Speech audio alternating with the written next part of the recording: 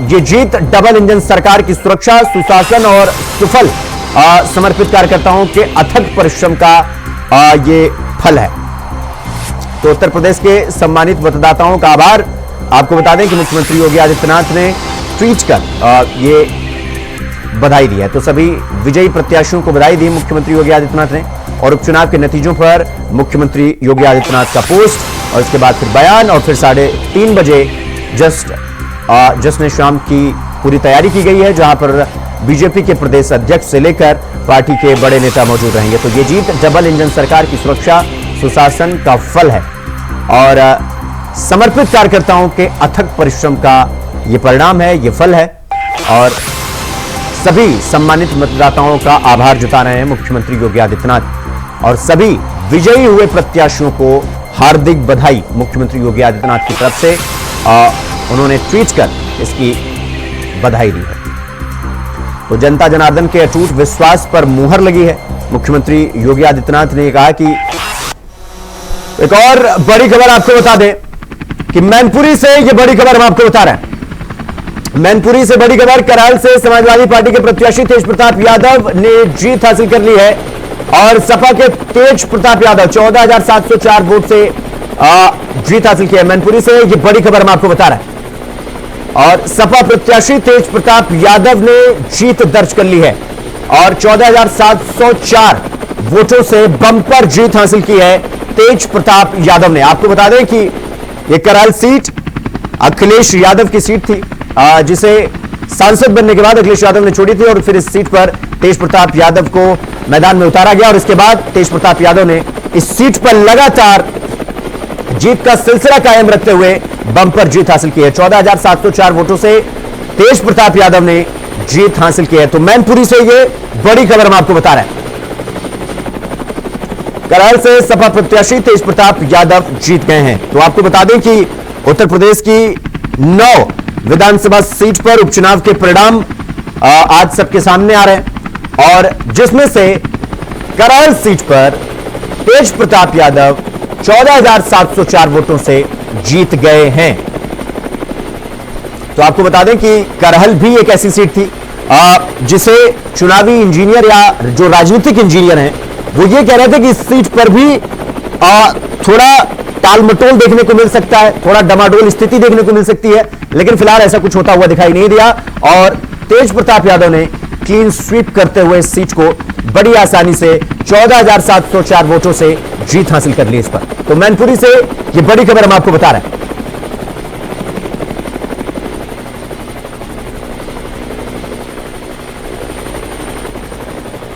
केदारनाथ उपचुनाव में बड़ी जीत हासिल हुई है, सारे मित्र टूट गए और आप लोगों की पारंपरिक सीट थी, क्या कुछ कहेंगे सर केदारनाथ की?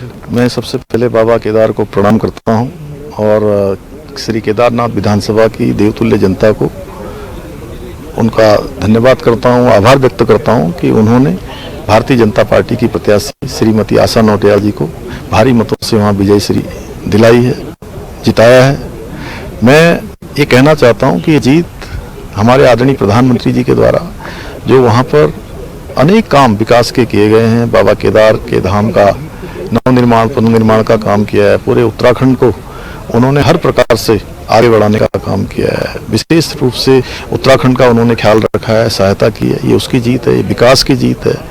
ये हमारी जो मुद्दे हैं, जो हम नीति आधारित राजनीति करते हैं, उसकी जीत है। ये जीत सनातन की जीत है, ये जनता की जीत है, ये उत्तराखंड की जीत है और निश्चित रूप से ये उन लोगों के मुंह पर बड़ा भारी तमाचा है जिन्होंने इस चुनाव में हर वो हथकंडा, झूठ और भ्रम फैलाने का काम किया, चाहे वो क्षेत्रवाद के रूप में हो, चाहे वो जातिवाद के रूप में हो, चाहे वो किसी भी रूप में उन्होंने लोगों को जो है भ्रम में डालने का काम किया।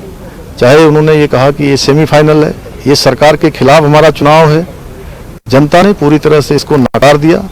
मैं श्री केदारनाथ विधानसभा के सभी देवतुल्य मतदाताओं को और उत्तराखंड की जनता को विश्वास दिलाता हूं कि हम हमारे आदरणीय प्रधानमंत्री नरेंद्र मोदी जी के मार्गदर्शन में उत्तराखंड को हिंदुस्तान का श्रेष्ठ राज्य बनाने के लिए जो हमारा विकल्प रहित संकल्प है उस संकल्प को लगातार आगे बढ़ाएंगे। सर, विपक्ष हमेशा आपके साथ निशाने पे, विपक्ष ने आपको टारगेट किया, आपके उन कामों को टारगेट किया, क्या कुछ कहेंगे सर अब उन नेताओं को जो लगातार आपके छवि को धूमिल करने का काम कर रहे हैं? देखिए, इस झूठ और भ्रम की राजनीति को और इनके झूठे प्रोपोगंडा को जनता ने पूरी तरह से उस पर ताला लगा दिया है, उनकी दुकान बंद कर दी है। थैंक यू सर बातचीत करने के लिए। मुख्यमंत्री पुष्कर सिंह धामी ने साफ तौर पर कहा है कि केदारनाथ का जो चुनाव है, जिसका रिजल्ट आ चुका है, उस पर केदारनाथ की जनता का आशीर्वाद उन्हें मिलता है और अब कोशिश यही रहेगी प्रधानमंत्री नरेंद्र मोदी के मार्गदर्शन में कि उत्तराखंड का समग्र विकास किया जा सके और जो यहाँ की जनता जो चाहती है, उन उम्मीदों के उत्तराखंड के, उन सपनों को उत्तराखंड को पूरा करने का काम किया जा सके। Cameraman India vice. इस बीच एक बड़ी खबर आपको और बता देते हैं, झारखंड से जहां पर कल्पना सोरेन ने चुनाव जीत लिया है। गांडेय सीट से कल्पना सोरेन ने चुनाव जीत लिया है। और आपको बता दें कि कुछ देर पहले कल्पना सोरेन अपनी प्रतिद्वंदी से पीछे चल रही थी और अंदेशा यह लगाया जा रहा था कि सीट पर स्थिति डमाडोल होती हुई दिखाई देगी, लेकिन अब इस पर पुष्टि हो गई है और गांडेय सीट से कल्पना सोरेन ने जीत दर्ज कर लिया है। तो बीजेपी की प्रत्याशी को कल्पना सोरेन ने हराया और फिर जीत दर्ज की। गांडेय सीट से कल्पना सोरेन चुनाव जीत गई और बीजेपी की मुनिया देवी को हार का सामना करना पड़ा। तो ये झारखंड से बड़ी खबर हम आपको बता रहे हैं, कल्पना सोरेन ने चुनाव जीत लिया है गांडेय सीट से। तो बीजेपी की मुनिया देवी को हराकर कल्पना सोरेन ने गांडेय सीट से जीत दर्ज कर ली। तो इस वक्त की बड़ी खबर हम आपको बता रहे हैं, रिजल्ट ब्रेकिंग, यानी कि जो परिणाम आ रहे हैं अब धीरे धीरे ये जो लीड लेने वाला फॉर्मूला था कि कभी थोड़ा आगे कभी थोड़ा पीछे, लेकिन अब समय आ चुका है जब आधे से 1 घंटे के अंदर इस बात का निर्णय हो जाएगा कि किस प्रत्याशी को जीत मिली है, किस प्रत्याशी को हार। हालांकि कई सीटें ऐसी हैं जहां पर स्थिति कई घंटों तक साफ नहीं हो पाती है और ऐसा हमने लोकसभा चुनाव में भी देखा है, हमने कई बार विधानसभा चुनाव में भी देखा है। अगर वैसी स्थिति ना हुई तो घंटे के भर के अंदर सारा दूध का दूध और पानी का पानी हो जाएगा, यानी कि ये अंदेशा, ये अटकलें, ये सब लगना बंद हो जाएंगे। झारखंड में एक बार फिर से हेमंत सरकार वो लगभग बनती हुई अब दिखाई दे रही है, अपने अंतिम पड़ाव पर है। तो आपको बता दें कि कल्पना सोरेन ने चुनाव जीत लिया है और गांडेय सीट से कल्पना सोरेन ने चुनाव जीत लिया है और बीजेपी प्रत्याशी को हराकर इस सीट पर जीत हासिल की है। तो बड़ी खबर हम आपको बता रहे हैं झारखंड से। तो झारखंड में भी एग्जिट पोल देख लीजिए या आकलन देख लीजिए, पूर्वानुमान कह लीजिए, लगातार यह कहा जा रहा था कि इस बार झारखंड में बीजेपी बड़ा वो कर सकती है, डैमेज कर सकती है। इस बीच मिर्जापुर से बड़ी खबर आपको बता दें कि मझवा सीट पर बीजेपी प्रत्याशी सुचिस्मिता मौर्य 4936 वोटों से आगे और सपा प्रत्याशी को उन्होंने हराया है और मझवा विधानसभा से बीजेपी प्रत्याशी जीत गई हैं। तो बीजेपी प्रत्याशी सुचिस्मिता मौर्य 4936 वोट से जीत हासिल कर लिया है उन्होंने और एक और सीट सुनिश्चित हो गई है भारतीय जनता पार्टी के खाते में। तो बीजेपी प्रत्याशी सुचिस्मिता मौर्य 4936 वोटों से उन्होंने जीत दर्ज कर ली है और ज्योति बिंद को उन्होंने पटकनी देकर यह जीत हासिल की है। तो आपको बता दें कि इस सीट पर भी लगातार हमने वो आगे पीछे वाला खेल देखा, किस तरीके से सुचिस्मिता ज्योति को कभी आगे कर रही थी, कभी खुद आगे जा रही थी, कभी 10,000 वोट का अंतर तो कभी 5,000 वोट का अंतर, लेकिन अंततोगत्वा सुचिस्मिता मौर्य ने जीत हासिल करनी है। तो ये बड़ी खबर हम आपको बता रहे हैं, जहां पर झारखंड में हेमंत सरकार, लेकिन महाराष्ट्र में महायुति यानी बीजेपी प्लस गठबंधन के जितने सहयोगी हैं सबने बम्पर जीत हासिल की है एक साथ मिलकर। और सियासत का ये सुपर डुपर शनिवार देखने को मिला, क्योंकि कई एग्जिट पोल और कई मनगढ़ंत ख्वाब औंधे मुंह गिरे। तो ये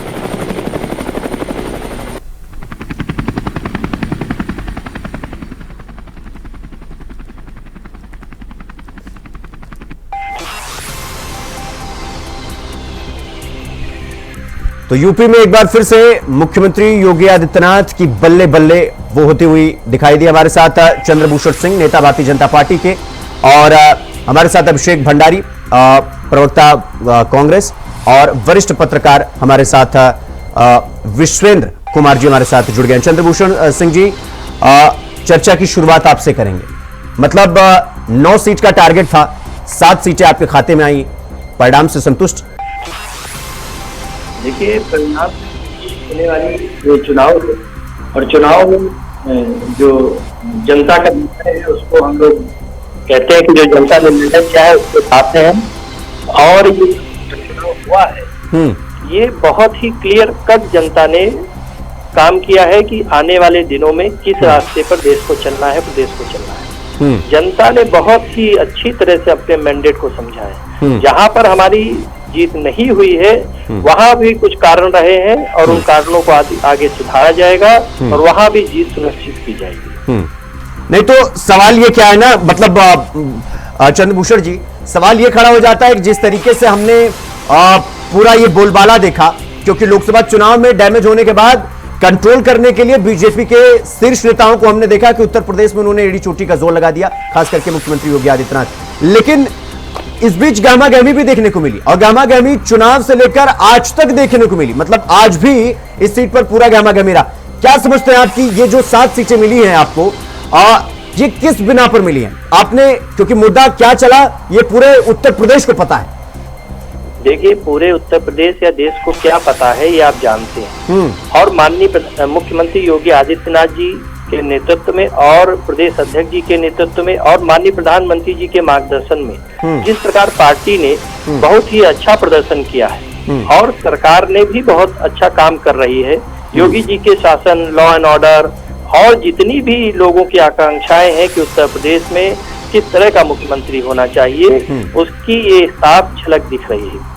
और उत्तर प्रदेश को और मजबूत प्रदेश कैसे बना जाए, समृद्ध प्रदेश कैसे बनाया जाए, विकास की ओर उत्तर प्रदेश को कैसे ले जाया जाए, ये आपको बहुत ही अच्छी तरह दिख रहा है। जनता, देखिए, जनता विकास चाहती है, सुरक्षा चाहती है और उस सुरक्षा और संस्कृति के साथ जुड़कर रहना चाहती है। योगी आदित्यनाथ जी ने प्रदेश को बहुत आगे ले जाने का काम किया और माननीय प्रधानमंत्री जी की जितनी भी योजनाएं हैं उनको प्रदेश में हर व्यक्ति तक पहुंचाने का काम किया है। वो किसी जाति से हो, धर्म से हो, विशेष से हो, इससे ये मायने नहीं रखता। वो उत्तर प्रदेश का या भारत का नागरिक है तो उसके लिए हर सुविधाएं होंगी।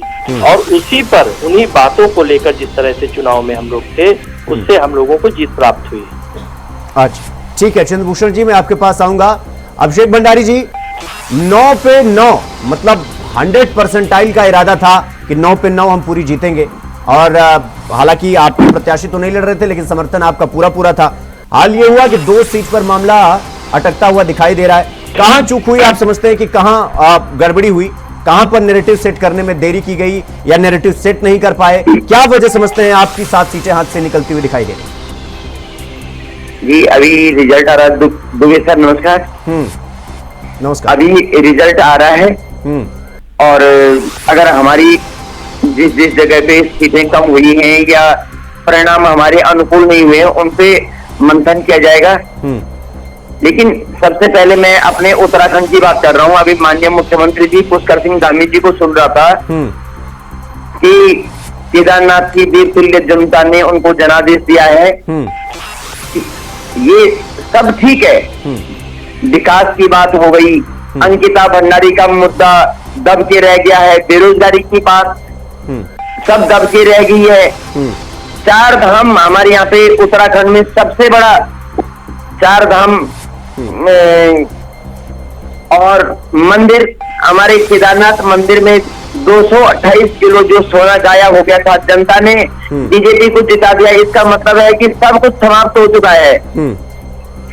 हमारे यहाँ पे एक कस्बा है चोपता, जिस जगह पे अथाह मात्रा में शराब, पैसा इस तरह रंगे हाथ पकड़े गए तो FIR है। अभिषेक जी, जब ये चुनाव का कैंपेन चल रहा था तो आपने ये जो सारी बातें आप बता रहे हैं ये जनता के बीच में तो ले गए होंगे ना? तो मतलब बिल्कुल ले गए जी, बिल्कुल ले गए आप। मैं इस बात से परे नहीं हूँ। हाँ। मैंने कहा अंकिता का मुद्दा समाप्त हो चुका है, विकास का मुद्दा सब कुछ खत्म हो चुका है, भाई माननीय मुख्यमंत्री जी बोल रहे सब कुछ हो गया है। नहीं, तो फिर आपको क्या लगता है किस बिना पर ये जीत गए? मतलब प्रत्याशी खड़ा कर दिया और इसके बाद कुछ भी उलझुल बोला और जनता ने वोट दे दिया और ये जीत गए? नहीं, जिस तरह से सत्ता का दुरुपयोग भाजपा की सरकार ने किया है, यहाँ पे दिन रात इतना पैसा शराब बांटने का जो काम किया है, इनको रंगे हाथ पकड़े गए, FIR तक दर्ज हुई है, लेकिन किसी भी प्रिंट मीडिया ने या किसी नेशनल चैनल ने नहीं दिखाया। मैं आपके चैनल पे मैं खुद था, उस समय पे ये मुद्दा आपने जरूर उठाया है, लेकिन मैं और जगह अपने पत्रकार बंधुओं से ये बोलना चाह रहा हूँ कि कम से कम इस तरह के मुद्दे सामने तो लाए। प्रिंट मीडिया में नहीं आया। भाई इतनी बड़ी मात्रा में शराब बरामद हुई है, तो जनता के बीच में क्यों नहीं आया? तो आपको लगता है कि वो मामला आ गया होता तो ये चुनाव आ जाते? क्या सत्ता का इसी प्रकार प्रयोग होना चाहिए क्या? हाँ। नहीं तो अभिषेक जी, मैं ये जानना चाह रहा हूं, इसके पहले जो 2 सीट पर उपचुनाव हुए थे वो सीट तो आप जीत गए, मतलब वहां पर सब कुछ ठीक ठाक था? वहां पे हम ये नहीं बोल रहे, वहां पे जिस तरह से भाजपा को वहां पे भी हमने कड़ी पटकनी दी है। हाँ। यहाँ पे भी आप देखेंगे हमारे जो विधायक कैंडिडेट मनोज रावत जी, इस बार हम पहले से ज्यादा कई वोट लेके आए। भाजपा को 45% वोट बढ़ा है। इसका ये मतलब नहीं है कि 50% से ज्यादा लोगों ने, जनता ने भाजपा को नकारा है। तो ये हम इनकी बातों को फिर जनता के बीच में लेके जाएंगे, इनको बेनकाब करेंगे। अगर तो मतलब आप ये कह रहे हैं कि आपकी हाथी निकल गई, पूंछ फंस गया? ये पूंछ फंस गया। हाँ, नहीं आप तो यही कहना चाह रहे हैं कि आपने जो है उनको लगभग वोटिंग परसेंटेज भी मैच कर दिया, आपने उनको चौतरफा घेर भी लिया, बस वो चुनाव जीत गए। ठीक है अभिषेक जी, मैं आपके पास आऊंगा। विश्वेंद्र कुमार जी, मैं आपके पास आ रहा हूं। देखिए जिस तरीके से चंद्रभूषण जी भी अपनी बात रख रहे हैं, वो कह रहे हैं कि देखिए हमने उत्तर प्रदेश में इसलिए जीता क्योंकि हमने वो काम किया, हमने जनता के बीच में, हमने हिंदू मुसलमान नहीं किया, हमने सबके लिए समान रूप से काम किया। वहीं पर अभिषेक जी ये कह रहे हैं कि प्रशासन का दुरुपयोग किया गया, यानी कि मीठा मीठा गप गप कड़वा कड़वा थू थू। विश्वेंद्र जी, देखो भारतीय जनता पार्टी की एक खास बात है यहाँ पर मैं कहना चाहूंगा जी, 24 घंटे और 7 दिन चुनावी मोड में रहती है और राजनीति का मायने बदल दिए जब से भारतीय जनता पार्टी ने ये विजन लागू किया है, ये मानना ही पड़ेगा। तो उसकी आज अगर 9 में से 7 सीट उत्तर प्रदेश में आती है, महाराष्ट्र में दोबारा से आती है, तो ये उसकी जीत है, इसमें कोई संदेह नहीं होना चाहिए। वो कार्य अच्छे करती है, बाकी पार्टी को भी अपनाना होगा, उनको भी इस पर काम करना होगा, देश की जनता के लिए जरूरी है और ये उनकी इस कारण से जीत है। दूसरा कारण ये भी जीत का है कि योगी जी के जो राज में है, जो गुंडागर्दी खत्म हुई, अच्छी बात है। राम राज्य आ गया ये नहीं कहेंगे हम बिल्कुल भी, लेकिन ये जरूर कहेंगे कि हाँ कुछ कमियां और भी है, वो भी सुधार करने की जरूरत है और वो करने चाहिए। चाहे गुंडागर्दी के मामले में कुछ घटनाएं अभी हो रही है तो भी रुकनी ही चाहिए, सख्ताई हो। लेकिन मिसाल बनाई है, जो देश में मिसाल बनी है कि ये अच्छा काम किया, गुंडागर्दी खत्म करने का, जो क्राइम था वो खत्म करने का अच्छा काम किया। और जो विकास योजना तीसरा जो मुद्दा है, पॉइंट जो तीसरा है, वो एक विकास योजनाएं जो लागू की है वो सभी के लिए लागू की है। ये नहीं कहा जा सकता किसी एक वर्ग के लिए लागू की गई है, तो सब वर्ग के लिए लागू की गई है और सभी वर्गों को उसका लाभ मिला है।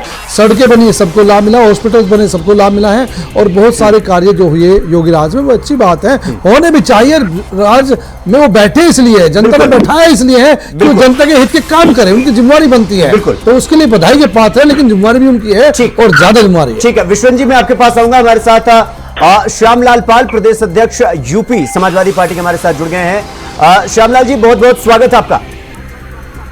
थैंक यू जी। श्यामलाल जी, ये 9 सीट की लड़ाई थी और 9 पे 9 सीट यानी 100% का आप लोग का इरादा था, आप लोग की कोशिश थी, आप लोग की मेहनत थी। कहां आपको लगता है कि मेहनत में कमी रह गई या क्या गड़बड़ी हुई जिसकी वजह से खाते में सिर्फ 2 ही सीटें आती हुई दिखाई दे रही? ऐसा है कि ये जो उत्तर प्रदेश का उपचुनाव है, इस उपचुनाव में प्रदेश के मुख्यमंत्री जी अपनी कुर्सी बचाने के लिए चुनाव लड़ रहे थे। इस सत्ता बदलने का चुनाव नहीं था और न लोकतंत्र बचाने का चुनाव था, केवल कुर्सी बचाने का चुनाव था।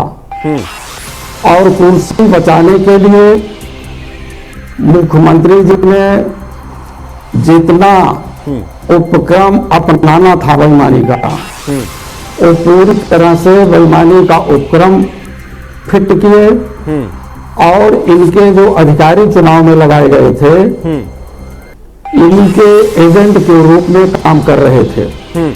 लोकतंत्र कहाँ टिकेगा, लोकतंत्र कैसे बचेगा, इसकी चिंता नहीं थी, केवल कुर्सी बचाने का चुनाव था।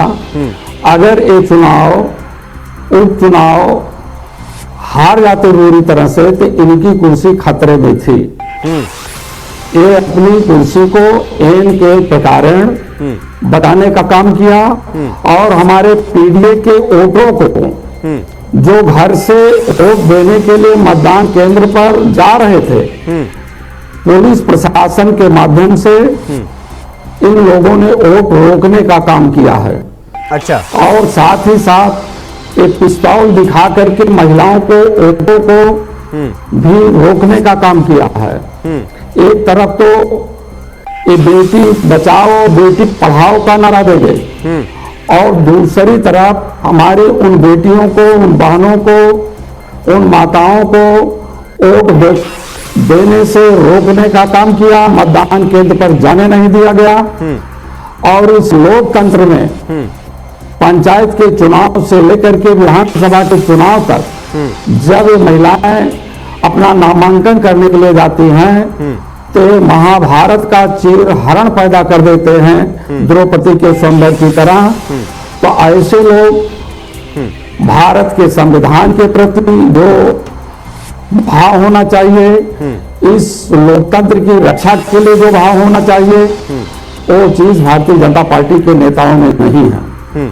मैं आपके माध्यम से पूरे देश की जनता को बताना चाहता हूं, इन्होंने जो नई संसद बनाई है, उस नई संसद में इन्होंने सिंबल स्थापित किया है। हाँ।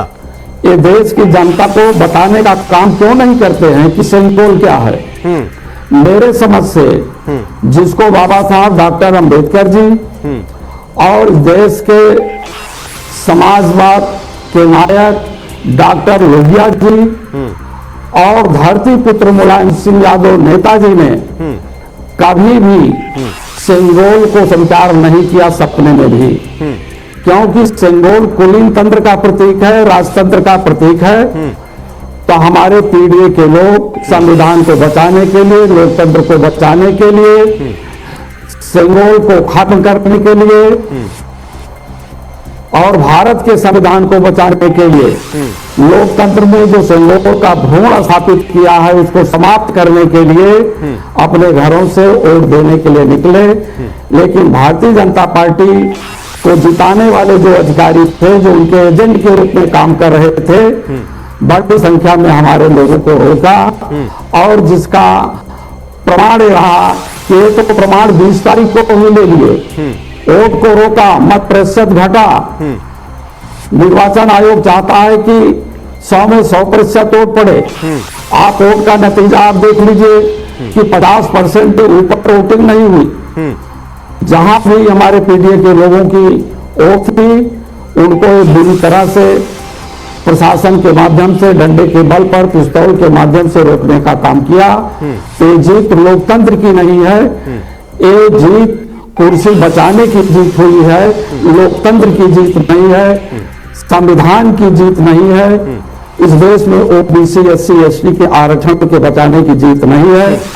तो मैं अपने माध्यम से आपको कहना चाहूंगा कि केवल कुर्सी बचाने का चुनाव था, न संविधान बचाने का चुनाव था, न लोकतंत्र बचाने का चुनाव था, न तो ओबीसी, एससी, एसटी के आरक्षण के बचाने का चुनाव था।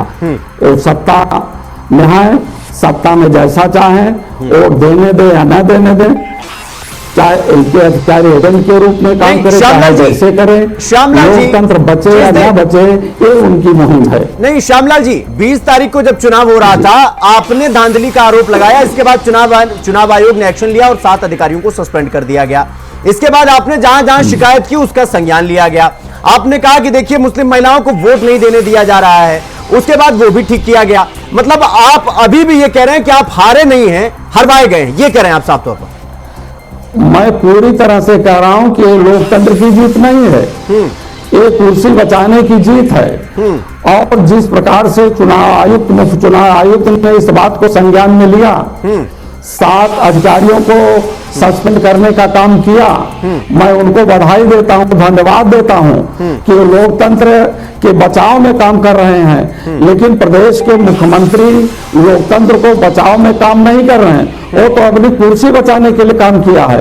उनकी कुर्सी बची रहे, देश भाड़ में जाए, देश की जनता का विकास हो या तरक्की ना हो, इससे उनका कोई रिश्ता नहीं है।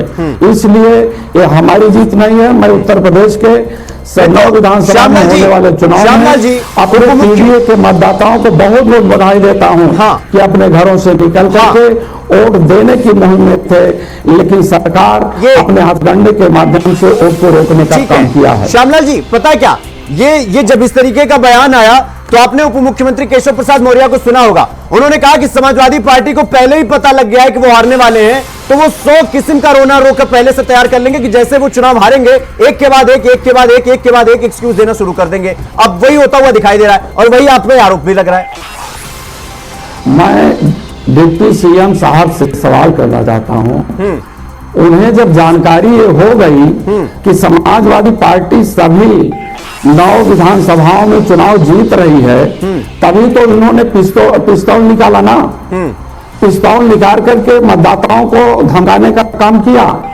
ये संगीनों की जीत है, संविधान की जीत नहीं है।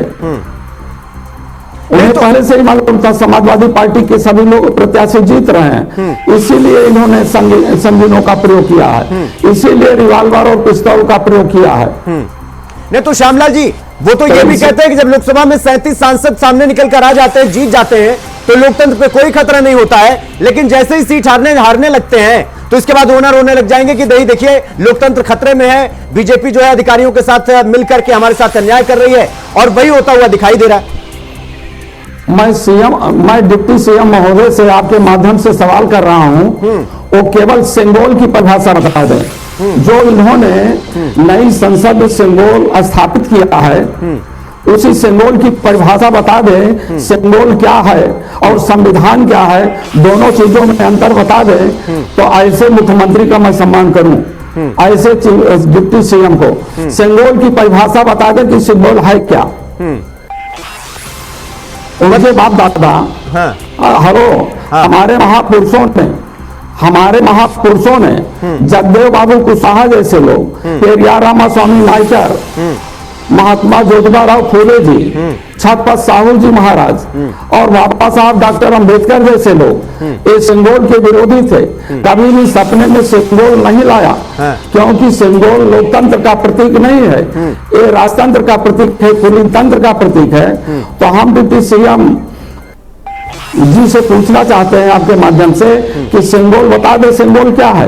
राजा रानी के पेट से ही पैदा होगा, और जब राजा रानी के पेट से पैदा होगा तो बाबा साहब डॉक्टर अंबेडकर ने रानी के पेट का ऑपरेशन क्यों किया? उन्होंने वोट का अधिकार दिया, वोट के माध्यम से जनता अपना राजा चुने, लेकिन ये सरकार वोट के माध्यम से जनता को अपना राजा चुनने का अधिकार नहीं दे रही है। और इन्होंने पुलिस के बल पर, पुलिस के हथकंडे के माध्यम से अपनी कुर्सी बचाने के लिए चुनाव जीता है, जिससे कि मुख्यमंत्री की कुर्सी खतरे में न रहे, और चाहे संविधान खतरे में, चाहे लोकतंत्र में खतरे में रहे, इसके नफा नुकसान से उनका कोई संबंध नहीं है। श्यामलाल जी, मेरा अंतिम प्रश्न आपसे ये है कि ये कहा जा रहा था कि भाई देखिए ये 9 जो सीट है ना, ये इसमें से जो 7 जीत गया, ये मान लो कि 2027 का सत्ताधीश वही हो जाएगा। अब 2027 का सत्ताधीश तो आपके अध्यक्ष जी के नाम था कि भैया 2027 का सत्ताधीश वही है, लेकिन 7 सीट तो अब इनके खाते में आ गई। अब वो कह रहे हैं कि 2027 में भी इनका पत्ता साफी है। समाजवादी लोगों का विचार वैचारिक क्रांति के रूप में है। ये बाबा साहब डॉक्टर अंबेडकर जी, डॉक्टर लोहिया जी, नेताजी के विचारों पर चलकर इस देश के किसानों, नौजवानों, महिलाओं, मजदूरों को आगे ले चलना चाहते हैं, संविधान को बचाना चाहते हैं, कल भी ये कहा गया था कि अगला मुख्यमंत्री समाजवादी पार्टी के नेता आदरणीय अखिलेश यादव जी होंगे, और आज भी मैं पूरी तरह से कह रहा हूं कि हमारे समाजवादी पार्टी के कार्यकर्ताओं में आज भी हौसला बुलंद है कि वो आगे आएंगे और अपने नेता को 2027 में उत्तर प्रदेश का मुख्यमंत्री बनाएंगे। नहीं तो श्यामलाल जी, सवाल वही खड़ा हो जाता है कि भाई मुख्यमंत्री तो तब भी वही रहेंगे जब चुनाव होगा, पुलिस प्रशासन तब भी उनके हाथ में होगा, तो मतलब ऐसा दुरुपयोग तो 2027 में भी कर सकते हैं ना। आप लोगों के पास क्या ऑप्शन है? अब आप लोग क्या करिएगा? क्योंकि अब आप तो कह रहे हैं कि प्रशासन के दम पर जीत लिया, तो 2027 भी जीत लेंगे इसी आधार पर। तो वो इनका प्रशासन 2027 में नहीं चलेगा, इसीलिए तो मिल्कीपुर का चुनाव इन्होंने नहीं कराया ना। अच्छा, मिल्कीपुर अकेले चलेगा इनका। इसी प्रकार से फिर पुलिस तांडव करेंगे, और 2027 का जो चुनाव होगा, चुनाव आयोग गंभीरता से लेगा। चुनाव आयोग तो गंभीरता से लेकर के देश की जनता के साथ इंसाफ की वकालत करेंगे कि लोग अपने घरों से निकल रहे हैं तो उनको वोट देने दिया जाए। अब श्यामलाल जी, इंडिया मेरा सवाल यह है कि इंडिया गठबंधन महाराष्ट्र में भी बुरी तरीके से पिट गया, और उत्तर प्रदेश में भी कांग्रेस पार्टी ये कह रही है कि अगर हमें भी चुनाव लड़ने देते, साथ मिलकर चुनाव लड़ते तो शायद बेहतर रिजल्ट आता। लेकिन समाजवादी पार्टी ने जिद ठान ली, अकेले चुनाव लड़ा, 2 सीट हाथ में आई, 7 सीट हाथ से निकल गई, और पूरा जो लोकसभा में जीता था, पूरा दबदबा बना था, वो तो लिपापोती हो गया उसका। इंडिया गठबंधन का केवल एक ही फार्मूला है, एक ही उद्देश्य है, कि वो संविधान के बचाने के रास्ते पर चले हैं, और भारतीय जनता पार्टी को सिंगल स्थापित करने के रास्ते पर हैं। संविधान के रास्ते पर चलने वाले लोग ही इस देश के लोग हैं, और सिंगल वाले इस देश के नहीं हैं। अच्छा, मतलब आपको प्रॉब्लम सिंगल से है? हाँ, बिल्कुल 100% सिंगल से प्रॉब्लम है। तो इस देश की तीसरी बड़ी पार्टी है आप सांसदों की, और नेता प्रतिपक्ष राहुल गांधी आपके इंडिया गठबंधन के इतने बड़े नेता हैं, साथ मिलकर आइए और इसके बाद सदन में जो है पहुंचिए और अपना प्रस्ताव रखिए कि इस सिंगल को हटाया जाए, क्योंकि ये एक अलग तरीके का जो है लोकतंत्र बनाना चाह रहे हैं, और हम ये नहीं चाहते, उसको हटवा दीजिए आप लोग। देश की पार्लियामेंट में क्योंकि जो सत्ता में है, सत्ता के लोग स्थापित किए हैं, हम लोग विपक्ष की भूमिका में हैं, और विपक्ष को आवाज पूरी तरह से दे रहा है कि सिंगल को हटाया जाए, संविधान स्थापित किया जाए। हमारे नेता आदरणीय अखिलेश यादव जी सिंगल का विरोध कर रहे हैं, और संविधान को स्थापित करने का पूरा संघर्ष है। चलिए ठीक है श्यामलाल जी, बहुत बहुत धन्यवाद आपका हमसे जुड़ने के लिए और हमारे साथ बातचीत करने के लिए। तो चंद्रभूषण सिंह जी सुन रहे थे आप, वो कह रहे थे कि प्रशासन के दम पर आपने चुनाव जीता है, वो हारे नहीं है, हरवाए गए हैं। ठीक है, चंद्रभूषण जी से संपर्क टूट गया है, थोड़ी देर में फिर से जुड़ेंगे उनके पास। विश्वेंद्र जी मैं आपके पास आ रहा हूं, मैं आपके पास आऊंगा। अभिषेक जी, विश्वेंद्र जी मैं आपके पास आ रहा हूं। आपने सुना श्यामलाल पाल जी ये कह रहे हैं कि हम हारे नहीं हैं, हरवाए गए हैं, प्रशासन के दम पर लोकतंत्र खतरे में है, और सबसे बड़ा जो उनका सेंटर ऑफ फोकस था वो था सिंगल, कि उसे हटाया जाए क्योंकि वो अलग तरीके का लोकतंत्र चाह रहा है और वो हम नहीं होने देंगे। देखो, अगर लोकतंत्र है और उसकी वजह से 2 सीट जीत रहे हैं वो, तो वो कैसे जीते? 2 सीट तो लोकतंत्र ने ही जिताई है ना, तो वो स्वीकार तो करना होगा, क्योंकि लोकतंत्र की जो ताकत है, हमारे देश का, दुनिया का जो लोकतंत्र, जो दुनिया में सबसे बड़ा लोकतंत्र है, इसकी एक वैल्यू है और पूरी दुनिया में है, और उसी का ये परिणाम है। चाहे वो आज झारखंड में जीत हुई है कांग्रेस गठबंधन की, इंडिया गठबंधन की, वो लोकतंत्र की वजह से जीत हुई है, तो इसको तो नजरअंदाज नहीं कर सकते। वो अपने राजनीतिक हित के लिए कुछ भी कहे, लेकिन लोकतंत्र की जीत है, लोकतंत्र की जीत की वैल्यू है, होनी चाहिए, स्वीकार करना चाहिए। दूसरी बात ये है कि सिंगल की बात करते हैं, ये अपने विचारों से कुछ भी कहे, लेकिन संविधान के अनुसार वो वहां पर स्थापित हुआ है, और संविधान के अनुसार ही उसकी वैल्यू है, ये मानना होगा। मैं उसके विषय में तो ज्यादा जब कहेंगे इनकी लड़ाई है तो लड़ाई, आपका सांसद बढ़ के आए हैं, इस बार आपकी जो विपक्ष गठबंधन है मजबूत हुआ है, तो सभी लड़ाई लड़े। 25 तारीख से सोमवार से लोकसभा सत्र शुरू हो रहा है, लोकसभा सत्र में अपनी आवाज उठाइए और उस आवाज के द्वारा आप जनता को मैसेज दीजिए कि ये ठीक नहीं है, तो जरूर सुननी पड़ेगी सत्ता पक्ष को। और हम यानी कि पत्रकार दुबे साहब आप भी चाहते हैं, सभी टीवी चैनल्स या अखबार भी चाहते हैं, पत्रकार सभी चाहते हैं कि विपक्ष मजबूत आवाज के साथ उभरे और आवाज की जो वो दमदारी हो, वो इतनी हो ताकि सत्ता को सुननी पड़े। तो हम तो इस पक्ष में लगाए आवाज जोर से, और जनता को सुननी पड़े, उसको सरकार को सुननी पड़े, और सुननी भी चाहिए। हम इस बात की भी तारीफ करते हैं कि अखिलेश यादव ने जो 2024 में चुनाव लड़ा लोकसभा का, उसमें अच्छी जीत हुई है, बधाई के पात्र है। वो पीढ़ी के माध्यम से हुई है, दूसरे तरीके अपनाए हो, वो बधाई के पात्र है। उनकी टीम ने अच्छा काम किया, पूरे कार्यकर्ताओं ने अच्छा काम किया, तो इसलिए अखिलेश यादव जीत के बधाई के पात्र है। तो वही उम्मीद करते विपक्ष मजबूत रहे, 2029 के लिए मजबूत रहे, 2027 के लिए मजबूत रहे। वो सब चाहते हैं, इसमें जनता भी चाहते है, मीडिया भी चाहता है। विश्वन जी, आज ईवीएम का मुद्दा एक बार फिर से उठा। महाराष्ट्र में चुनाव जब पूरा गड़बड़ हो गया तो महाविकास आघाड़ी वालों ने कहा कि ऐसे तो कोई जीत ही नहीं सकता, शिंदे के सारे विधायक कैसे जीत सकते हैं। और इसके बाद उत्तर प्रदेश में भी यही सुनने को मिला। अखिलेश यादव तो लोकसभा चुनाव जीतने के बाद कह रहे थे कि जिस दिन हम उत्तर प्रदेश की 80 की 80 लोकसभा सीट जीत लेंगे, हम तब भी ईवीएम पर भरोसा नहीं करेंगे। ये ईवीएम हमेशा वो कटघरे में आकर क्यों खड़ा हो जाता है, खास करके जब विपक्ष भी उसी ईवीएम से जीत दर्ज करता है, लेकिन उसके बाद भी ईवीएम का सवाल खड़ा हो जाता है। अब एक बार फिर से ईवीएम का सवाल खड़ा हो गया है। तो क्या ये जानबूझकर किया जाता है, ये मॉडस ऑपरेंडी हो गई है विपक्ष की कि हमें जीत हो या हार हो, ईवीएम का रोना तो एक बार रो देना। देखो, यहाँ पर मैं दुबे साहब एक बात कहना चाहूंगा, बहुत महत्वपूर्ण है। जब घर में एक चौधरी होता है और वो कुछ फैसले लेता है, तो उस घर में कोई दबी आवाज से जो कुछ उसका विरोध करना चाहता है, तो उसके हर फैसले का विरोध करने की कोशिश करता है, चाहे उसको सही भी हो या गलत भी हो। तो चौधरी अच्छे काम करने की कोशिश करता है। ऐसे ही ये परिवार में होता है, प्रदेश में होता है, देश में होता है, मुखिया की जिम्मेदारी है वो काम करे। तो चूंकि ये जो ईवीएम है लागू इस दौर में हुई जिस समय भारतीय जनता पार्टी की सरकार थी, तो उसका विरोध करना विपक्ष का जो अपना धर्म करते हुए मान लेते हैं, वो उचित नहीं है। क्योंकि ईवीएम अपना काम करती है, ईवीएम के माध्यम से ही हिमाचल में सरकार बनी है, वहीं से तेलंगाना में सरकार बनी है, वहीं कर्नाटक में सरकार बनी है, और उसी का आज परिणाम है झारखंड में भी ईवीएम के वो पेट से ही जनता के नेता चुने गए हैं, वो माँ के पेट से नहीं चुने गए हैं, ये मानना पड़ेगा। तो ईवीएम की जो पेटी है उसे चुने गए हैं। तो ईवीएम की अपनी एक वैल्यू है, एक तरीका है, टेक्नोलॉजी के अनुसार आज समय की मांग है, तो टेक्नोलॉजी को यूज करना होता है। तो टेक्नोलॉजी समय की मांग के अनुसार, समय टेक्नोलॉजी बहुत सारी आ रही है, तो उसी के अनुसार जो पहले चुनाव हुआ करते थे कई दिन तक रिजल्ट आया करते थे, लेकिन आज तुरंत रिजल्ट आ रहे हैं। इस समय हम सुबह बैठे थे और तस्वीर सारी साफ हो चुकी है। तो ये टेक्नोलॉजी का लाभ है, और अभी भी टेक्नोलॉजी पर नहीं चलेंगे तो देश में पीछे हट जाएंगे। ये तो समय ने कहा है कि जो मेरे प्रति लापरवाही करेगा उसे बर्बाद कर दूंगा। तो इस समय की मांग है, तो हमें टेक्नोलॉजी का यूज करना चाहिए। उस पर आरोप लगाने से पहले 4 बार सोचना चाहिए। उसी से 9 में से 2 विधानसभा सीट उत्तर प्रदेश के चुनाव में समाजवादी पार्टी के पास भी आई है, ये मानना पड़ेगा। वोट की वैल्यू है। और यहाँ पर मैं एक बात कहना चाहूंगा, ये उस पर ध्यान क्यों देते। अगर महाराष्ट्र की हम बात करते हैं तो महाराष्ट्र में विधानसभा के अंदर कहा था फडणवीस ने, जब उनकी सरकार नहीं बनी थी, जब 2019 में बड़ी उठक हुई थी 5 साल तक का महाराष्ट्र में, 19 में बहुमत मिला किसको, भारतीय जनता पार्टी और शिवसेना को मिला था। और वो शिवसेना आज 2 फाड़ हुई अलग बात है, लेकिन बहुमत उनको मिला। एक पक्ष ने अपना वादा निभाने की कोशिश की, दूसरे पक्ष ने कहा शिवसेना नहीं मैं तो उसमें सहमत नहीं हूं, तो वो टूट गया गठबंधन, जो पुराना गठबंधन था, तो वो विश्वासघात हुआ।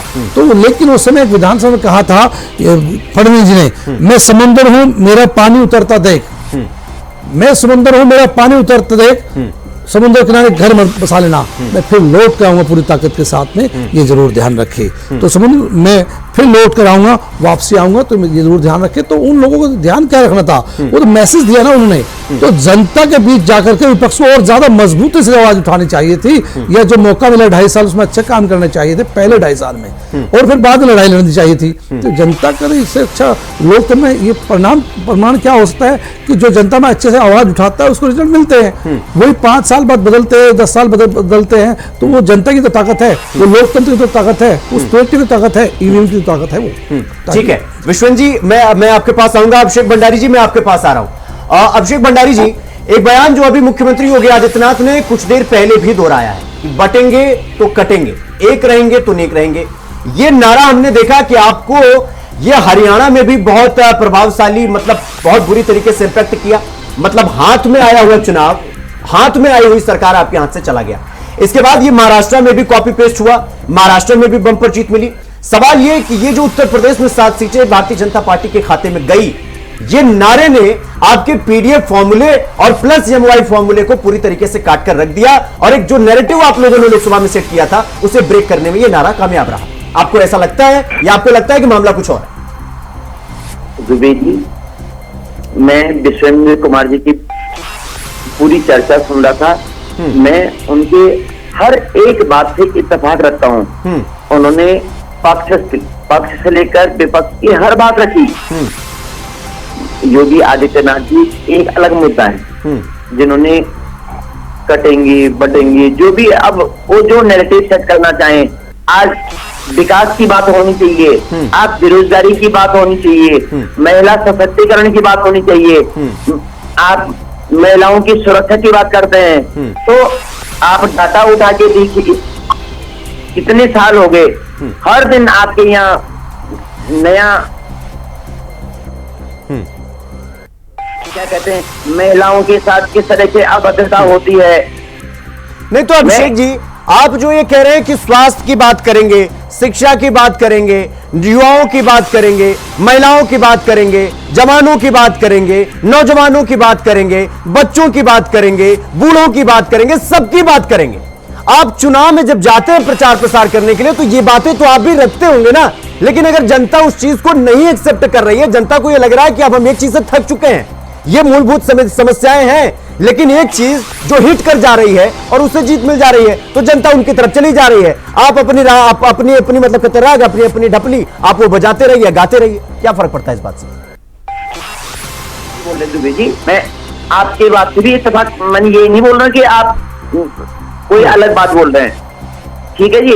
हम हारे हैं, आज विपक्ष में है, कल हम सत्ता में थे, आज विपक्ष में, लेकिन हम अपनी बात को जनता के बीच में ले जा रहे हैं। हो सकता है अपनी पूरी बात हम जनता तक नहीं पहुंचा पा रहे होंगे, या जो सत्ता पक्ष है अपने जो वाद। ठीक है अभिषेक जी, आपकी आवाज थोड़ी फसफस के आ रही है। फिलहाल चंद्रभूषण सिंह जी, आपका बहुत बहुत धन्यवाद हमसे जुड़ने के लिए। अभिषेक जी, आपका भी बहुत बहुत धन्यवाद, और विश्वेंद्र जी, आपका भी बहुत बहुत धन्यवाद हमसे जुड़ने के लिए और विस्तार पूर्वक जानकारी हमारे साथ साझा करने के लिए। तो जो ये एग्जिट पोल के एक तरीके से कहिए जो आंकड़े आ रहे हैं, ये हम आपको पल पल बताते रहेंगे। फिलहाल यहां पर रुकेंगे एक छोटे से ब्रेक के लिए, फौरन लौट रहे हैं।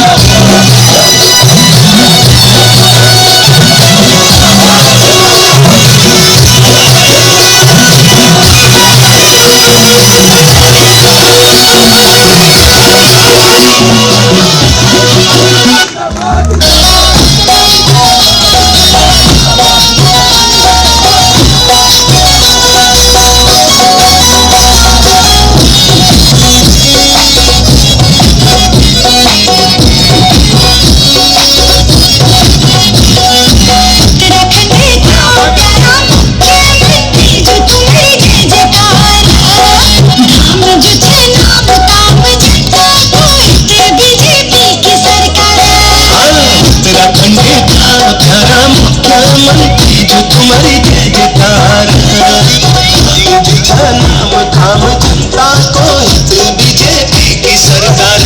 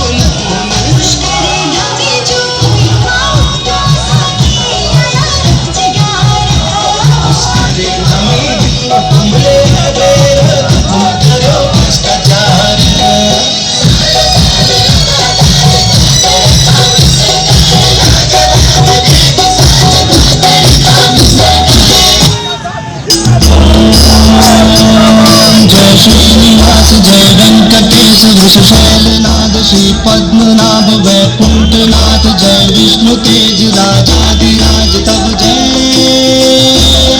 जय जय देवाधिदेव जय जय देवाधिदेव जय जय देवाधिदेव जय जय।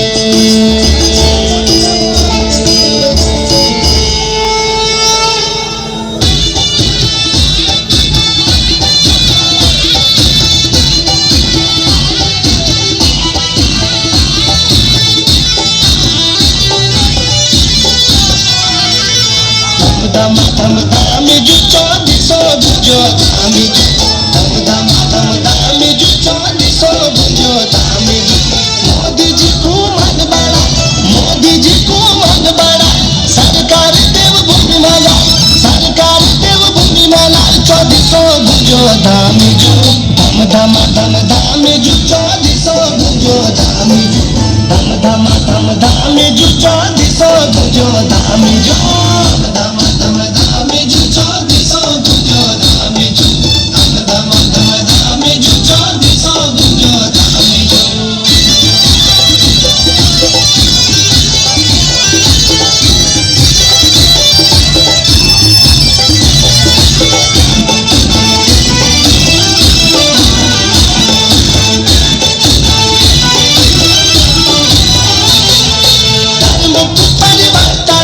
चून कराई धामी जी ने तो पर कानून युजाई धर्म को परिवर्तन बल चून कराई धामी जी ने तो पर कानून युजाई कानून युजाई देवभूमि की सन बढ़ाई देवभूमि की सन बढ़ा सम्मान नागरिकता पर कदम बढ़ाई धम धम धम धामी जो चौदीसो भुजो धामी जो धम धम धाम जो चौदीसो भुजो धामी जो धम धम धाम जो चौदीसो भुजो धामी जो धम धम धाम जो चौदीसो भुजो धामी जो।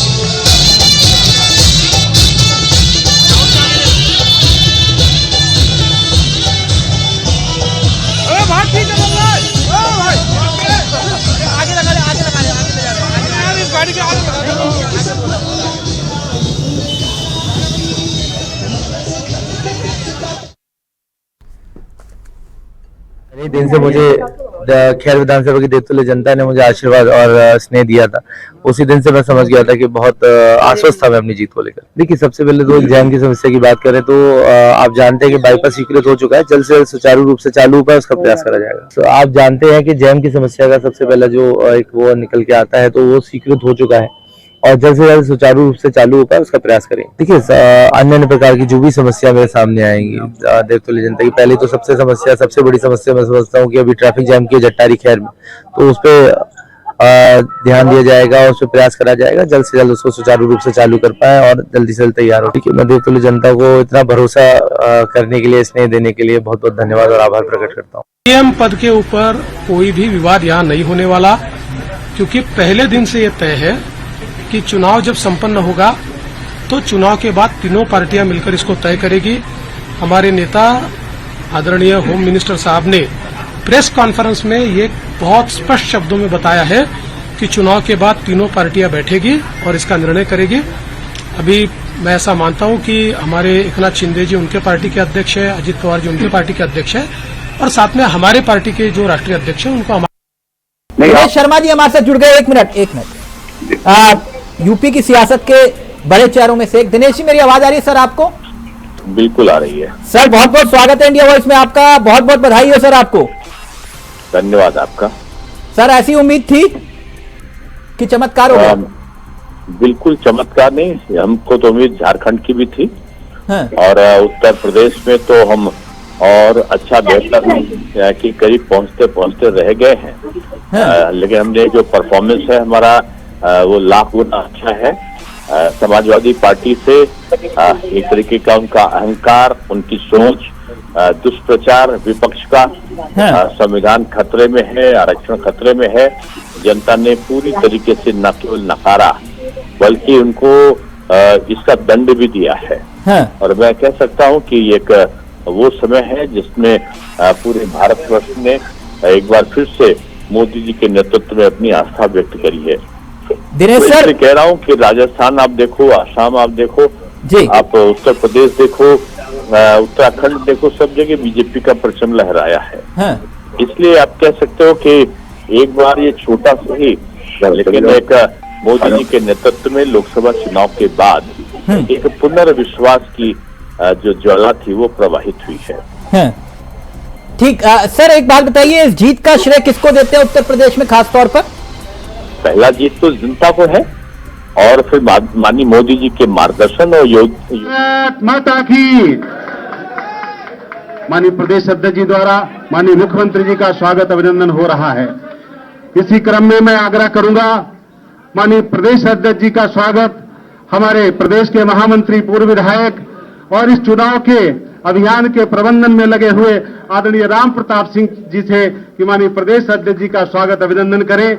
माननीय राम प्रताप सिंह जी इस उपचुनाव का पूरा चुनाव प्रबंधन का काम देख रहे हैं। मैं आग्रह करूंगा आदरणीय उप मुख्यमंत्री आदरणीय केशव प्रसाद मौर्य जी का कि हमारे प्रदेश महामंत्री आदरणीय संजय राय जी माननीय उप मुख्यमंत्री जी का स्वागत करेंगे। इसी क्रम में आदरणीय ब्रजेश पाठक जी उप मुख्यमंत्री जी का स्वागत, आदरणीय प्रदेश उपाध्यक्ष संतोष सिंह जी स्वागत अभिनंदन करेंगे। माननीय प्रदेश महामंत्री संगठन जी का स्वागत आदरणीय शंकर गिरी जी जो हमारे चुनाव प्रबंधन में सह की भूमिका में लगे थे वो स्वागत अभिनंदन करेंगे। माननीय पूर्व प्रदेश अध्यक्ष जी का स्वागत आदरणीय शिवभूषण सिंह जी। और हम आग्रह करेंगे अपने चुनाव प्रबंधन का काम देख रहे आदरणीय राम प्रताप जी से कि हमारे बीच में शिवभूषण जी जेपीएस जी का और आदरणीय महेंद्र सिंह जी हमारे पार्टी के वरिष्ठ नेता, उनका भी स्वागत अभिनंदन करेंगे। शिवभूषण जी, माननीय महेंद्र सिंह जी का।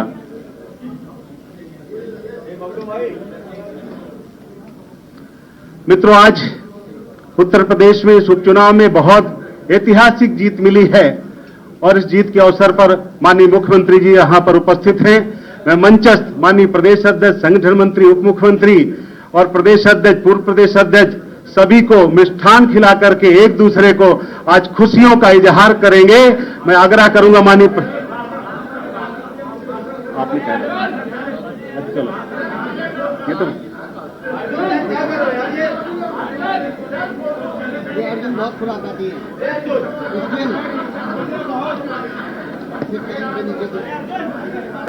बोले भारत माता की, भारत माता की। मित्रों, आज इस अवसर पर मैं आग्रह करूंगा अपने उत्तर प्रदेश के एसओसी प्रदेश अध्यक्ष आदरणीय भूपेंद्र चौधरी जी से आए स्वागत संबोधन करते हुए अपना संबोधन करें। आदरणीय प्रदेश अध्यक्ष जी। बोली भारत माता की, भारत माता की। Bharatiya Janata party, Bharatiya Janata party. उत्तर प्रदेश विधानसभा के उपचुनाव 2024 के इस ऐतिहासिक विजय के अवसर पर आयोजित इस कार्यक्रम में हमारे लोकप्रिय मुख्यमंत्री आदरणीय योगी आदित्यनाथ जी, उत्तर प्रदेश के उप मुख्यमंत्री आदरणीय केशव प्रसाद मौर्य जी, उप मुख्यमंत्री आदरणीय ब्रजेश पाठक जी, हमारे उत्तर प्रदेश के संगठन मंत्री आदरणीय धर्मपाल जी, उत्तर प्रदेश सरकार के वरिष्ठ मंत्री और हमारे पूर्व प्रदेश अध्यक्ष आदरणीय स्वतंत्र देव सिंह जी, भारतीय जनता पार्टी के वरिष्ठ पदाधिकारी नेता और मध्य प्रदेश के संगठनात्मक दृष्टि से प्रभारी हमारे भाई महेंद्र सिंह जी, सरकार के मंत्री आदरणीय जेपीएस राठौर जी, हमारे प्रदेश के महामंत्री आदरणीय गोविंद शुक्ला जी, आदरणीय राम प्रताप जी, आदरणीय संजय राय जी, हमारी बहन महिला मोर्चे की अध्यक्ष राज्यसभा की माननीय सांसद गीता साक्य जी, सभी सम्मानित भारतीय जनता पार्टी के पदाधिकारी, पत्रकार मित्रों, छायाकार बंधुओं, आज उत्तर प्रदेश की विधानसभा के जो 9 सीटों पर उपचुनाव हुए हैं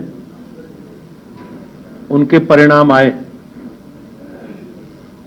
और आज हम सब लोगों के लिए एक बहुत आनंद देने वाला क्षण है कि उत्तर प्रदेश की महान जनता ने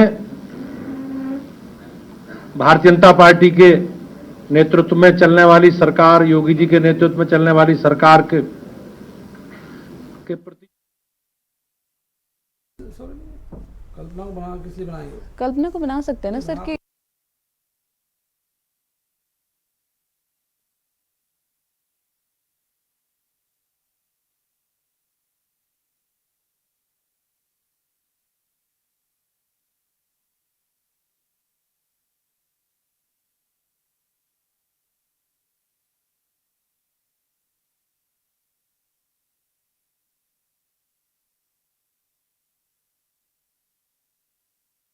प्रदेश सरकार में मंत्रिमंडल के मेरे वरिष्ठ सहयोगी,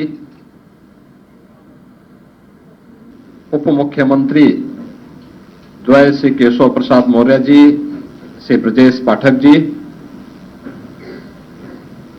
पूर्व प्रदेश अध्यक्ष और प्रदेश सरकार में वरिष्ठ मंत्री श्री स्वतंत्र देव सिंह जी, प्रदेश सरकार के कारागार मंत्री श्री दारा सिंह चौहान जी, प्रदेश सरकार के सहकारिता मंत्री श्री जेपीएस राठौर जी, भारतीय जनता पार्टी संगठन के महामंत्री माननीय श्री धर्मपाल जी, विधान परिषद सदस्य उत्तर प्रदेश सरकार के पूर्व मंत्री और मध्य प्रदेश के प्रभारी माननीय डॉक्टर महेंद्र सिंह जी, भारतीय जनता पार्टी प्रदेश के हमारे सभी महामंत्रीगण, अन्य पदाधिकारीगण और उपस्थित सभी बहनों और भाइयों, मैं सबसे पहले आप सभी का इस विशेष आयोजन में हृदय से अभिनंदन करता हूं। आज का दिन अत्यंत महत्वपूर्ण दिन है। देश के अंदर महाराष्ट्र और झारखंड राज्यों के विधानसभाओं के चुनाव के परिणाम आए हैं और विभिन्न राज्यों में उपचुनाव के परिणाम भी हम सबके सामने स्पष्ट हुए हैं। आज का जो जनादेश है, अगर हम उत्तर प्रदेश की दृष्टि से देखें तो 9 विधानसभा क्षेत्रों में ये चुनाव हुए हैं और ये पूरे प्रदेश में फैले हुए विधानसभा सीट्स हैं, जिनमें भारतीय जनता पार्टी गठबंधन ने 7 सीटें जीती हैं इस ऐतिहासिक विजय के लिए इसका श्रेय देश के यशस्वी प्रधानमंत्री आदरणीय श्री नरेंद्र मोदी जी के नेतृत्व को, उनके मार्गदर्शन को जाता है, क्योंकि उनका यशस्वी मार्गदर्शन और नेतृत्व ही हमें डबल इंजन सरकार को सुरक्षा, सुशासन और समृद्धि के मार्ग पर आगे बढ़ा करके लोक कल्याण के कार्यक्रमों को जमीनी धरातल पर उतारने के लिए प्रेरित करता है।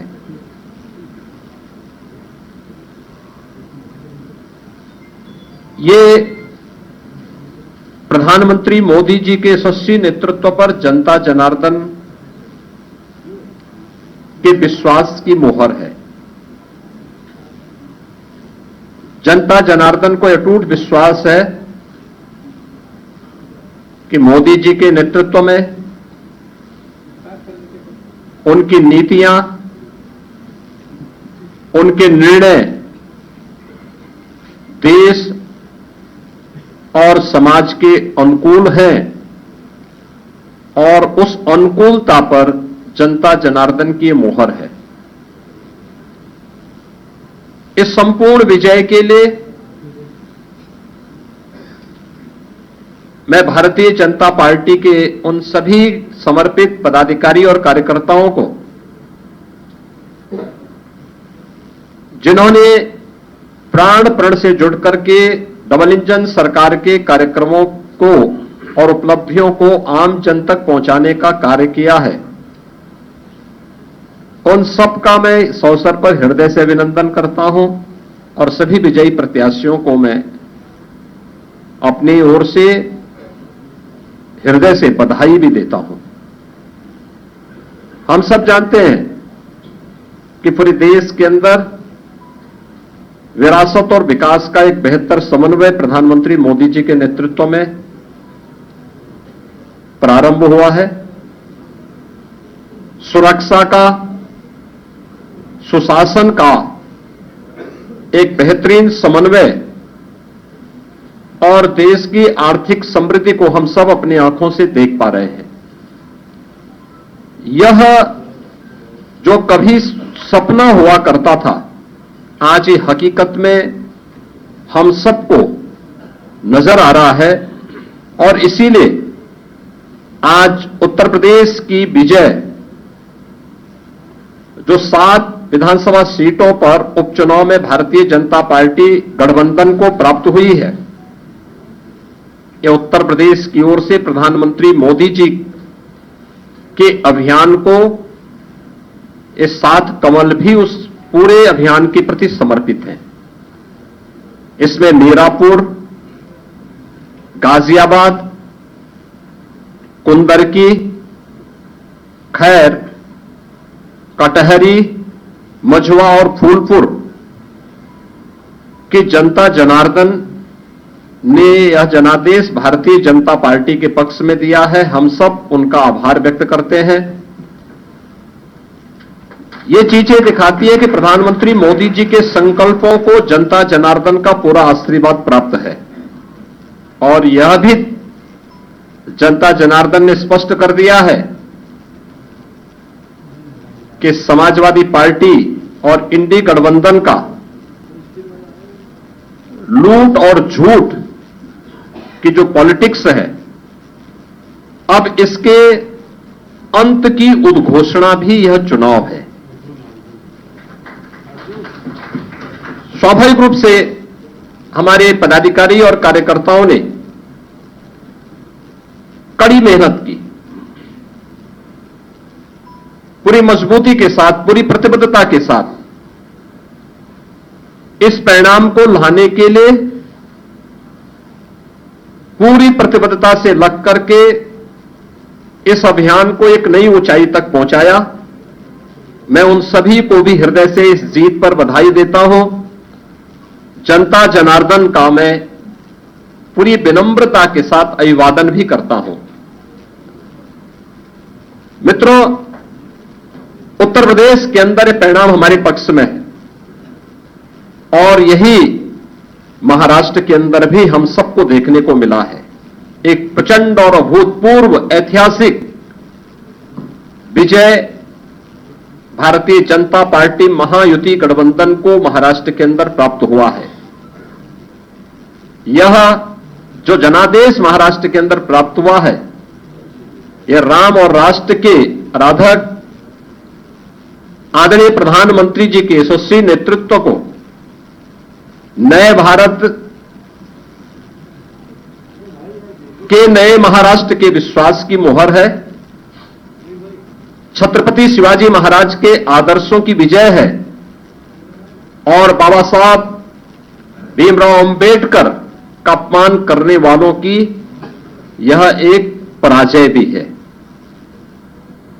महाराष्ट्र राज्य में भारतीय जनता पार्टी महायुति गठबंधन के सहयोगी शिवसेना शिंदे गुट को जितनी सीटें प्राप्त हुई हैं, महाविकास आघाड़ी यानी इंडी गठबंधन जो देश के अंदर है, उसको कुल मिलाकर के भी उतनी सीटें नहीं प्राप्त हो पाई है। आज एक बार फिर से स्पष्ट हो गया है कि देश की जनता को मोदी जी की नीति, उनकी नीयत, उनके नेतृत्व और उनके निर्णयों पर अटूट विश्वास है। इस देश ने मोदी जी को अपना नेता माना है और उनके मार्गदर्शन में पूरा देश एकजुट होकर के उनके साथ खड़ा है। यह आज का चुनाव, चाहे वह महाराष्ट्र का चुनाव हो, उत्तर प्रदेश का उपचुनाव हो या देश भर में हुए उपचुनावों के परिणाम इस ओर हम सबका ध्यान आकर्षित करते हैं।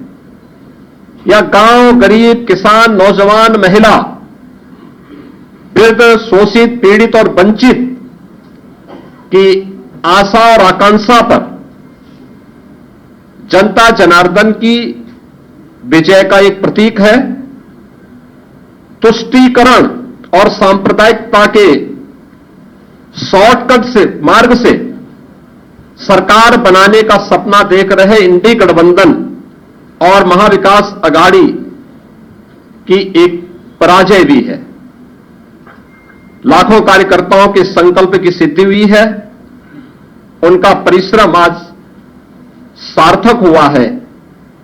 बीजेपी, एनडीए के और महायुति गठबंधन के सभी कार्यकर्ताओं का मैं इस अवसर पर हार्दिक हृदय से अभिनंदन करता हूं। विजयी प्रत्याशियों को अपनी बधाई देता हूं।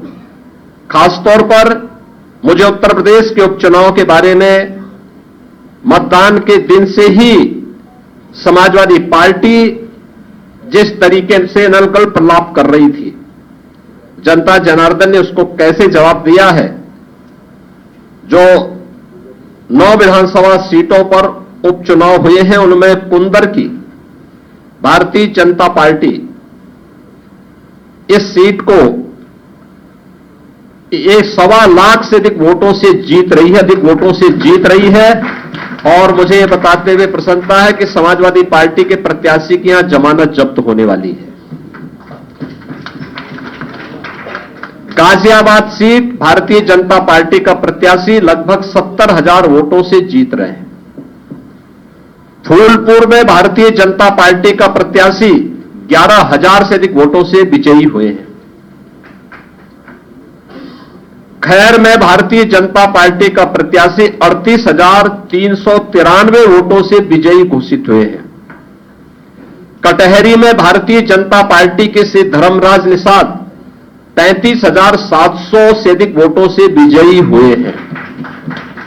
मीरापुर में भारतीय जनता पार्टी के सहयोगी दल राष्ट्रीय लोक दल की प्रत्याशी श्रीमती मिथिलेश पाल 30,426 वोटों से विजयी घोषित हुई है। और मझवा में भारतीय जनता पार्टी की प्रत्याशी 4,863 वोटों से विजयी घोषित हुई है। ये कुल जो भारतीय जनता पार्टी और सहयोगी दलों के प्रत्याशी विजयी हुए हैं, ये उनके आंकड़े आपके सामने में दे रहा था। और समाजवादी पार्टी का प्रदर्शन का आकलन आप कर सकते हैं। समाजवादी पार्टी तो कहती थी कि सीसामऊ और कुंदरकी का चुनाव कैंसिल होना चाहिए। सीसामऊ में समाजवादी पार्टी विजयी हुई, लेकिन समाजवादी पार्टी की प्रत्याशी वहां पर मात्र 8,600 वोट से जीती है। आप अनुमान करिए, लोकसभा चुनाव में समाजवादी पार्टी ने 2022 में इस सीट पर समाजवादी पार्टी 2022 में जो हार का अंतर था यह 12,200 से अधिक वोट से था, और यह इस बार केवल 8,000 वोटों तक सीमित रह गई। करहल 2022 में समाजवादी पार्टी का प्रत्याशी वहां 67,500 से अधिक वोटों से विजयी हुए थे, और इस बार यह अंतर मात्र 14,000 का रह गया है। यानी जो केशव जी ने कहा है कि अगली बार वहां भी कमल खिलेगा, ये इस ओर हम सबको बहुत स्पष्ट कर देता है। और मुझे बताते हुए प्रसन्नता है कि जो ये पूरा चुनाव हुआ है, भारतीय जनता पार्टी गठबंधन ने इस पूरे चुनाव में 52% से अधिक वोट प्राप्त किए हैं। यानी 50+ वोट पर बीजेपी प्रदेश में इस पूरे उपचुनाव को प्रदेश भर में जीती है। ऐसे ही महायुति गठबंधन ने महाराष्ट्र के अंदर भारतीय जनता पार्टी 288 में से भारतीय जनता पार्टी 131-32 सीटों पर भारतीय जनता पार्टी आगे लीड कर रही है।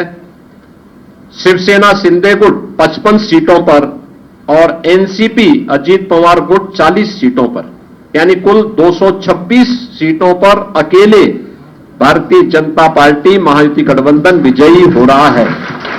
याद करिए, शिवसेना शिंदे गुट के पास 55 सीटें आ रही हैं, और महाअगाड़ी गठबंधन जो इंडी गठबंधन है अखिल भारतीय स्तर पर, यह मात्र 49 सीट जीत रही, 49 सीट से मात्र पर सीमित होकर के रह गई है। यानी देश की जनता नकारात्मक राजनीति को, बांटने वाली राजनीति को पूरी तरह खारिज कर चुकी है। और इसीलिए हम कह रहे हैं कि बटेंगे तो कटेंगे, एक रहेंगे तो सेफ रहेंगे। तो एक रहेंगे, सेफ रहेंगे पर देश की जनता जनार्दन ने राष्ट्रीय एकता और अखंडता को मजबूती प्रदान करने के लिए, सुरक्षा और समृद्धि के लिए अपना जनादेश दिया है। मैं आप सबका एक बार फिर से अभिनंदन करता हूं। भारतीय जनता पार्टी के उन लाखों कार्यकर्ताओं का हृदय से उन्हें बधाई देता हूं, और विजयी प्रत्याशियों को भी अपनी बधाई देता हूं। बहुत बहुत धन्यवाद जी। बहुत बहुत धन्यवाद।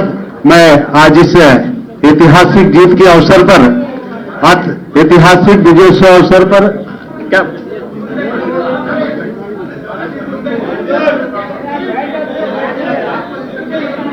है, देखिए कुंदरकी पर भारतीय जनता पार्टी की विजय यह राष्ट्रवाद की विजय है,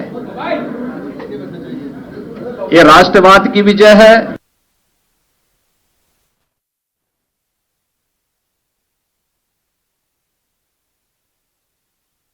इस बैठक के साथ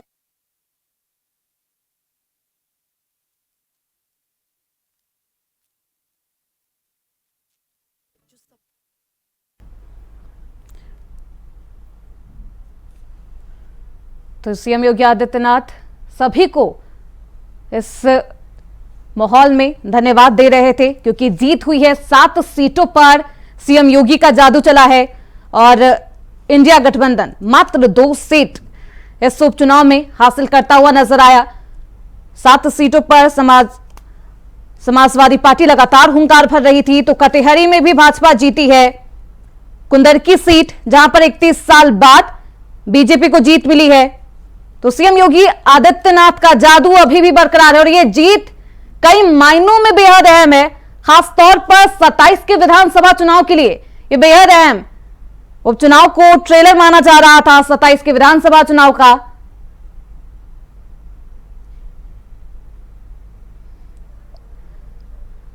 दिनेश शर्मा जी हमारे साथ जुड़ गए। एक मिनट यूपी की सियासत के बड़े चेहरों में से एक। दिनेश जी, मेरी आवाज आ रही है सर आपको?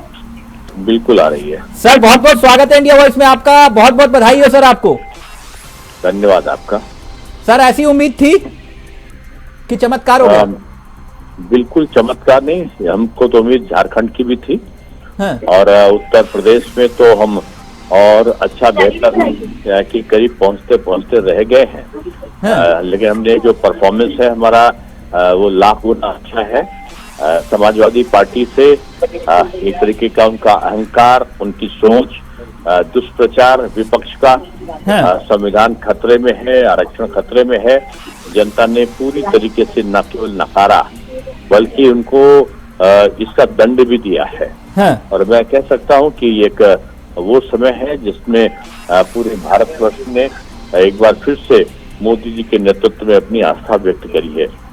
दिनेश सर, मैं कह रहा हूं कि राजस्थान आप देखो, आसाम आप देखो जी, आप उत्तर प्रदेश देखो, उत्तराखंड देखो, सब जगह बीजेपी का परचम लहराया है। इसलिए आप कह सकते हो कि एक बार ये छोटा सा ही लेकिन एक मोदी जी के नेतृत्व में लोकसभा चुनाव के बाद एक पुनर्विश्वास की जो ज्वाला थी वो प्रवाहित हुई है। ठीक। सर, एक बात बताइए, इस जीत का श्रेय किसको देते हैं उत्तर प्रदेश में खास तौर पर? पहला जीत तो जनता को है और फिर माननीय मोदी जी के मार्गदर्शन और योगी जी के यशस्वी नेतृत्व को है। तो योगी जी का बटेंगे कटेंगे चल गया सर?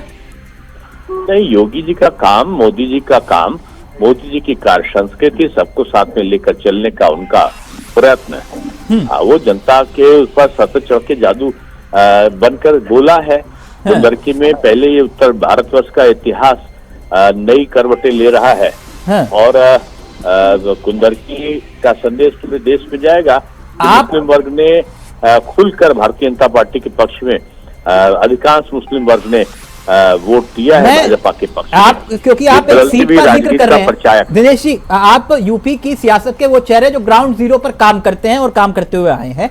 ये कुदरती, बाकी सब सीटों में जीत हार एक अलग मसला है, ये कुदरती में जो जीत है इसके क्या मायने हैं, जरा ये समझा दीजिए। इसके माने सीधे से यही है कि भारत की जनता अब मोदी जी में विश्वास व्यक्त कर रही है और अल्पसंख्यक देश का समझ चुका है कि ये जो छद्मवेशी लोग हैं जो केवल नारे में छलावा करके और विभिन्न प्रकार के जो सुगुफे छोड़ते हैं, कभी संविधान खतरे में है, कभी आरक्षण खतरे में है, उससे लोगों ने अपनी सतर्कता व्यक्त करी है और मोदी जी के पक्ष में, नेतृत्व में आस्था व्यक्त करी और योगी जी के कौशल को उन्होंने सराहा है। चाहे हिंदू हो चाहे मुसलमान है, सबने मिलकर। लेकिन दिनेश जी, अभी कुछ देर पहले कांग्रेसी हमारे साथ जुड़े थे, उनका कहना यह है कि बाकी सब ठीक है लेकिन कुदरती में जीत बीजेपी की ये हमें हजम नहीं हो रही, यहाँ कुछ ना कुछ गड़बड़ है। हाजमा तो ठीक करना ही पड़ेगा। आप गड़बड़ करेंगे तो हाजमा खराब होगा, लूज मोशन शुरू हो जाएंगे। अभी हमारे साथ इनके और आपको मैं बताऊं कि अगर वो बेईमानी की और इसकी बातें करते हैं तो 1500 की हो का कोई नाम लेता है तो जनता सोचती कि शायद हो, लेकिन अब 50,000 से अगर आप हारे हैं तो इतना बड़ा जादू और करिश्मा केवल जनता ही कर सकती है और जनता के जनादेश को स्वीकारना ये सीखना चाहिए विपक्ष को, क्योंकि अब उनको बारंबार हार मिलनी है। हार कैसे स्वीकार किया जाए ये विपक्ष को अब सीखना पड़ेगा।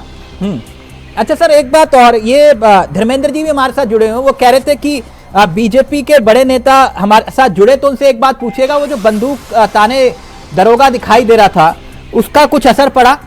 ये हमारे साथ लाइव में भी जुड़े हुए धर्मेंद्र। मैं एक निवेदन आपसे करूंगा जी सर, कि दरोगा कानून व्यवस्था बनाने के लिए होता है। अगर कोई आतंक फैलाना चाहेगा तो बंदूक उठाएगा, मुंह से भी बोलेगा, हाथ पैर भी चलाएगा। ये पुलिस के जो भी होगा कानून व्यवस्था बनाने के लिए पुलिस करती है। नहीं, ये बात तो हम भी धर्मेंद्र जी को समझा रहे थे, लेकिन वो कह रहे थे कि ये जायज नहीं था। धर्मेंद्र जी, सुना आपने दिनेश शर्मा जी क्या कह रहे हैं? उसका कह रहे कानून व्यवस्था बनाए रखने का काम तो पुलिस वालों का ही है। न कराइए।